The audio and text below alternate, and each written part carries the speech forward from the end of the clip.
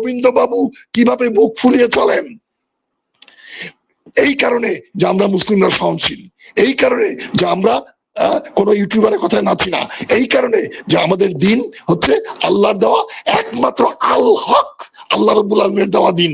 সেইটা নিয়ে যিনি প্রশ্ন করেন আমাদের সহনশীলতা আছে বলেই এই অজ্ঞ, মূর্খ এবং নাদানকে আমরা সহ্য করছি। তা নাহলে তিনি যেভাবে আগের দিনও ইসলামকে অপদস্থ করার চেষ্টা করলেন, তাতে ইসলাম অপদস্থ হবে না।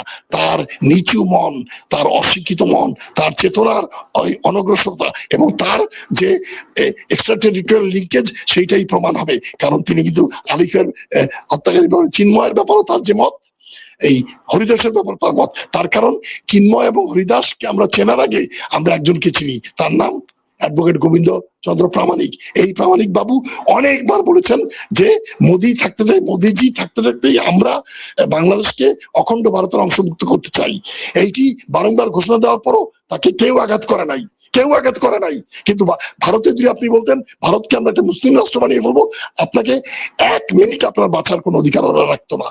এইটি খেয়াল রাখতে হবে। সুতরাং ওনাকে সমঝে চলতে হবে, চিন্ময়কে সমঝে চলতে হবে, হরিদাসকে সমঝে চলতে হবে। সাধারণ হিন্দুদের প্রতি আমাদের কোনো ক্রোধ নাই, তারা আমাদের ভাই, তারা আমাদের পাশাপাশি থাকুক। সব মানুষ কানান্নাসা উম্মাতা ওয়াহিদা, সকল মানুষ এক জাত, আল্লাহ বলেছেন।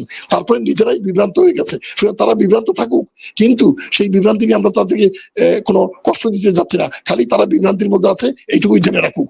কিন্তু তারা যদি এটা নিয়ে একটা রাজনৈতিক স্বার্থ চরিতার্থ করতে চান, আরেক দেশের হিন্দুত্ববাদী ভারতের, আগ্রাসী ভারতের মোদির এজেন্ডা যদি তারা রামচন্দ্রের নামে যদি তারা ভারতের বিজেপির এবং ভারতের RSS এর এজেন্ডা, শিবসেনার এজেন্ডা, হিন্দু ঐক্য পরিষদের, বিশ্ব হিন্দু পরিষদের এজেন্ডা বাস্তবায়ন করতে চান বাংলাদেশে, সেইটি দুরাশা, আমরা সেটা কখনো হতে দেবো না। উনি 2024-এর তাদের যে ফ্যাসিস্ট বাসী, যেটাকে তারা আশ্রয় দিয়ে রেখেছেন এবং আওয়ামী লীগের নেতারা যেখানে চলে গেছেন, সেইটা বাদ দিয়ে বাংলাদেশের জনগণ ঐক্যবদ্ধ হয়ে নিজের বুকের রক্ত ঢেলে দেশকে দ্বিতীয়বারের মতো স্বাধীন করেছে। সেইটা থেকে গোবিন্দ বাবুরা পারবেন না আমাদেরকে আগের জায়গায় ফিরে নিতে।